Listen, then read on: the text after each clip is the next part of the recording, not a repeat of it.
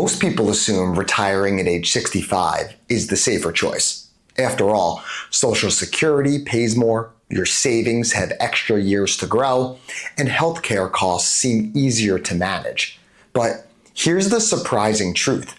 According to a recent survey, nearly half of retirees who delayed retirement actually ended up worse off.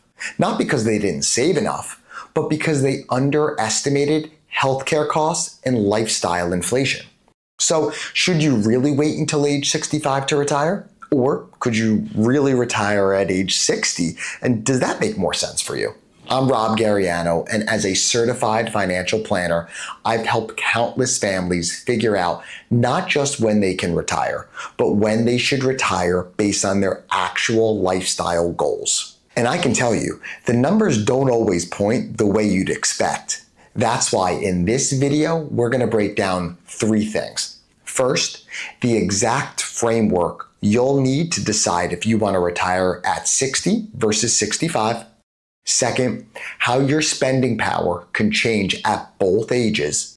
And lastly, the hidden costs most people miss, like healthcare, inflation, and taxes. And stick with me until the end, because I'm going to use a case study example to show you how to figure out your real number, so you know with confidence which retirement age works best for you and your family. To really understand the difference between retiring at age 60 versus 65, we need to look beyond the rules of thumb that most people rely on, because they can actually create more confusion than clarity. For decades, the financial industry has pushed blanket advice. Aim for $1 million in saving, follow the 4% rule, and wait until age 65 so you'll have more security. On the surface, this sounds reassuring, but it's dangerously oversimplified. Here's why. Retiring at 60 isn't just about leaving work 5 years earlier. It means funding an additional 5 years of living expenses without Medicare coverage while your portfolio has less time to grow. And waiting until 65 isn't automatically safe either. Yes, you'll collect more from Social Security, but you may also face higher taxes, bigger healthcare costs in your later years, and fewer healthy years to actually enjoy your retirement. On top of that, waiting until age 65 often gives you less flexibility for tax planning. Those earlier retirement years, before you turn on Social Security and before required minimum distributions kick in, can be the perfect window for Roth conversions. But if you delay retirement until 65 and immediately start Social Security, you lose some of that opportunity, which can mean higher taxes on your benefits and fewer chances to shift money into tax-free accounts. The real danger in this, people make retirement decisions based on averages, not their actual life. And when you do that, you risk falling into one of 2 traps. Either delaying retirement for years longer than necessary, or retiring too soon and running out of money. So let's break this down step by step. What really changes if you retire at 60 instead of age 65? First, the obvious difference. Retiring at 60 means covering an extra 5 years of living expenses out of pocket. If your lifestyle costs $70,000 per year, that's $350,000 more you'll need before Social Security even begins. Next, healthcare. Retiring before 65 means you're not yet eligible for Medicare, which means private insurance or marketplace coverage. Often $1,000 to $1,500 per month per person in cost. That can easily add another $60,000 to $90,000 over those 5 years. And third, Social Security. If you delay claiming until 65 or later, your monthly check is bigger. But retiring at 60 without income may force you to claim earlier than you planned, which permanently locks in a lower benefit. Now, why does this gap exist? Because the rules were built around averages, not individuals. The 4% rule assumes a standard lifespan, consistent market returns, and Medicare coverage starting at retirement age. None of those assumptions match reality. On top of that, the tax code actually rewards early retirees who don't take Social Security right away. Retiring at 60 gives you a window of low income years, perfect for Roth conversions, capital gains harvesting, or reducing future required minimum distributions. But if you wait until 65 and immediately claim Social Security, you may lose that window. Your income goes up, your tax flexibility goes down, and suddenly those Roth conversions trigger higher taxes on your Social Security benefits. This is where most people get caught. Retiring at 60 without planning could mean draining your portfolio too quickly, paying sky-high health premiums, and shrinking your Social Security checks. But waiting until 65 isn't a guarantee either. It can mean giving up some of your healthiest years, facing higher taxes for the rest of your life, and missing your best opportunity for tax planning.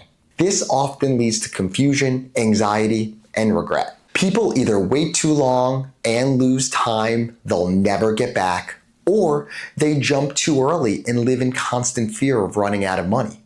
So if both choices come with risks, how do you figure out which one is actually right for you? That's where the real answer comes in.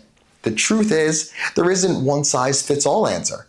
Retiring at 60 isn't always reckless, and retiring at 65 isn't always safer. The real solution is knowing your number, the amount of savings, income, and flexibility you personally need to make either age realistic.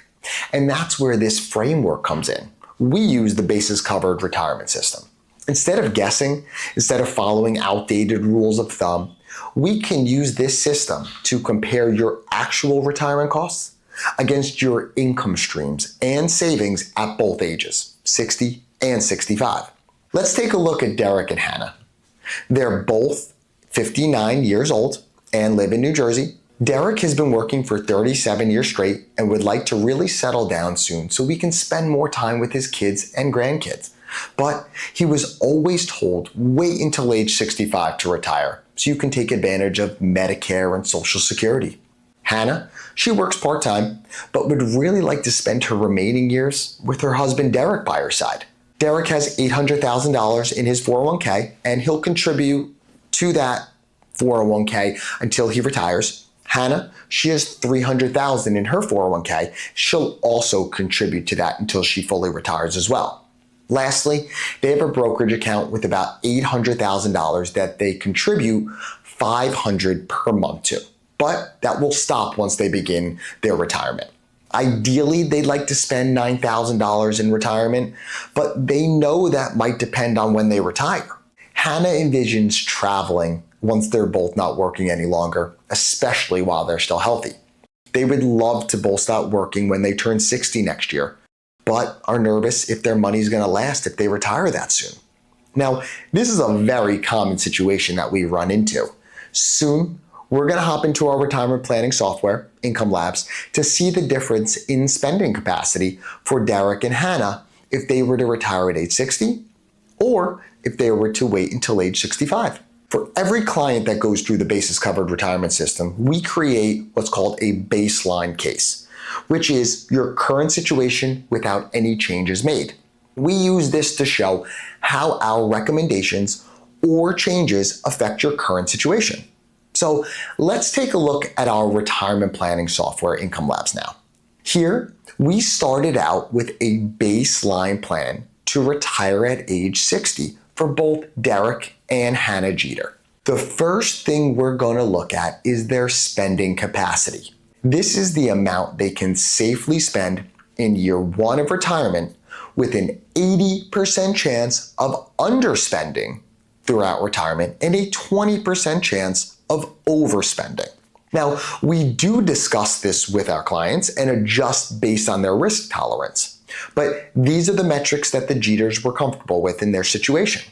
As you can see here, if Derek and Hannah were to retire at age 60, they can spend a net amount of $9,060 per month in year one of retirement. From a gross income perspective, that's a 7% withdrawal rate. If instead of going through our system, they just blindly followed the 4% rule, they would be vastly underspending throughout their retirement. Now, that income amount, $9,060 per month, would come from their joint brokerage account and Derek's 401k with a pretty even split. And now that's for year one of retirement. There are a few things that I do want to mention in regards to their expenses though. We entered an amount for vacations and also pre-Medicare healthcare costs that are above their $9,000 monthly living expenses that they'd like to spend. The vacation amount will start at $15,000 annually and increase by inflation for the next 15 years while they are in their prime retirement years. Pre-Medicare healthcare costs start at $1,000 per month per individual and will drop by half once they go on to Medicare at age 65.